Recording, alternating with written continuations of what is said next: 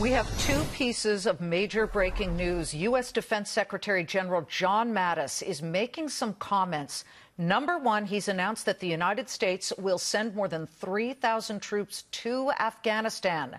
More troops going to Afghanistan right now, and this has just moved. Secretary of Defense Jim Mattis, I knew that, and this one, I need you to really work with me here. He is saying that military options on North Korea exist that would not put Seoul, South Korea at grave risk.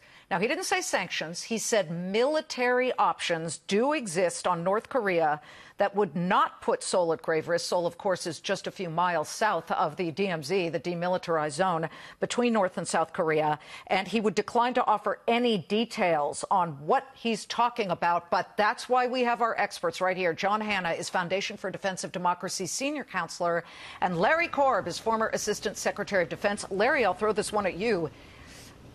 What do you read into this? I mean, one of my producers said assassination, or am I jumping too far ahead on this? Well, you would hope he's right, but I find it very hard to believe, because even if you attack them overwhelmingly, they still have all those artillery pieces near the DMZ, demilitarized zone, that they could fire at South Korea, and given the population of Seoul, you'd kill tens of thousands of people, including many Americans. So I think he's just trying to send a message to North Korea.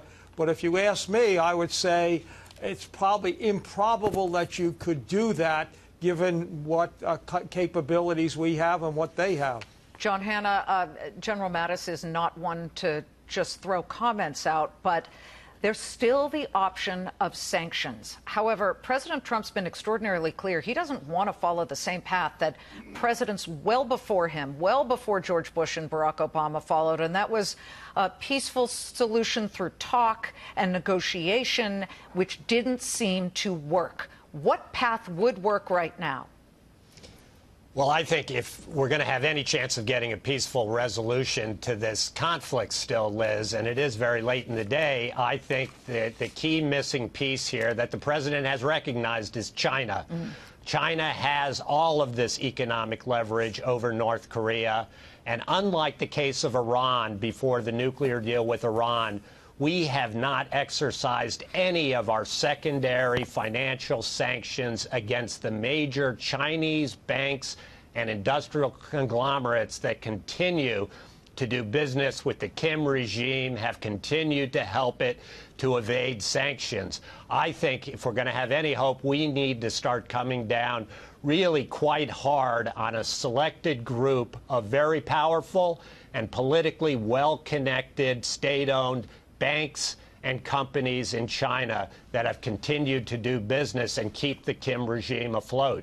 Gentlemen, at what point does China decide that the economic relationship with the U.S. and with the Western world is more important than protecting these jokers in North Korea?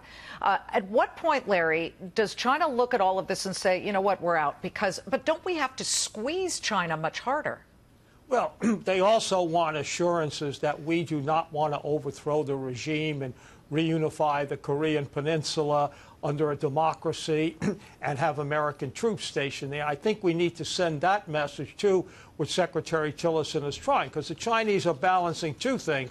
John is quite right. They got the economic concerns, but on the other hand, they have a security concern, and things are not going well for them, because with these tests over Japan, we're talking about putting, more missile defenses into Japan. And I can tell you from dealing with the Chinese, they still haven't gotten over World War II. They are really concerned about any step that Japan might make to become a significant military power. Well, all you have to do is look at defense stocks, everything from rocketry to satellites, spy satellites. We just had a big announcement of a possible acquisition here by Northrop Grumman, and they would like to buy Orbital. Orbital is a rocket maker, but everybody's talking about this new future, the next military battleground space. These names have performed beautifully, all of them. John Hanna, what does the president need to say tomorrow? And does it surprise you that defense names are doing this well?